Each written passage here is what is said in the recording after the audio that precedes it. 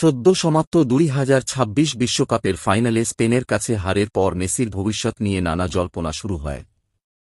তবে আর্জেন্টিনার স্থানীয় সংবাদ মাধ্যমগুলোর বরাত দিয়ে নতুন প্রতিবেদনে তার অবসরের স্পষ্ট একটি সময়রেখা উঠে এসেছে।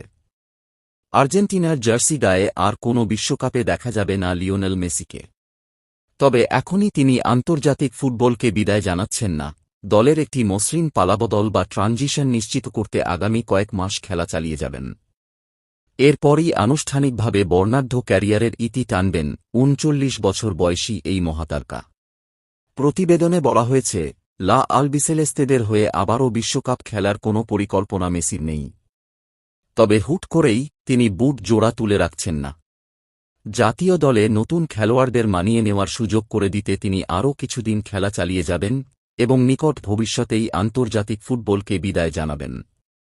এদিকে এই ফুটবল জাদুকরের বিদায়বেলা স্মরণীয় করে রাখতে বিশেষ উদ্যোগ নিচ্ছে দেশটির ফুটবল নিয়ন্ত্রক সংস্থা এফএ।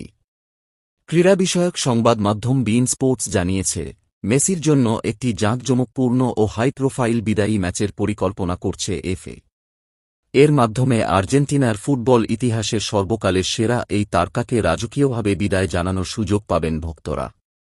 সাধারণত বড় তারকাদের অবসর সামাজিক যোগাযোগ মাধ্যমের কোনো পোস্ট বা সংক্ষিপ্ত সংবাদ সম্মেলনের মধ্যে সীমাবদ্ধ থাকলেও ১০ নম্বর জার্সিধারীর ক্ষেত্রে এটি এক জমকালো ও অবিস্মরণীয় আয়োজনের মধ্য দিয়ে সম্পন্ন হবে বলে ইঙ্গিত দেওয়া হয়েছে।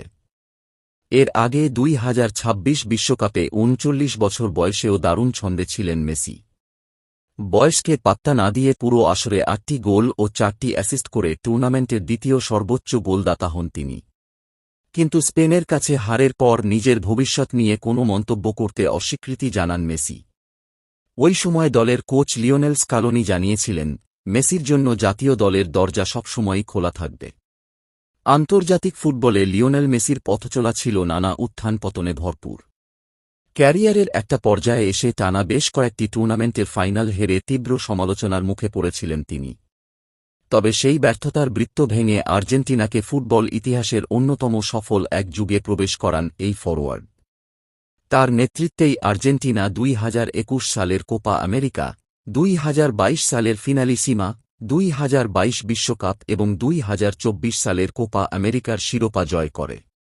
সেই সাফল্যের ধারাবাহিকতায় সর্বশেষ ২০২৬ সালের বিশ্বকাপেও দলকে ফাইনালে তুলেছিলেন তিনি।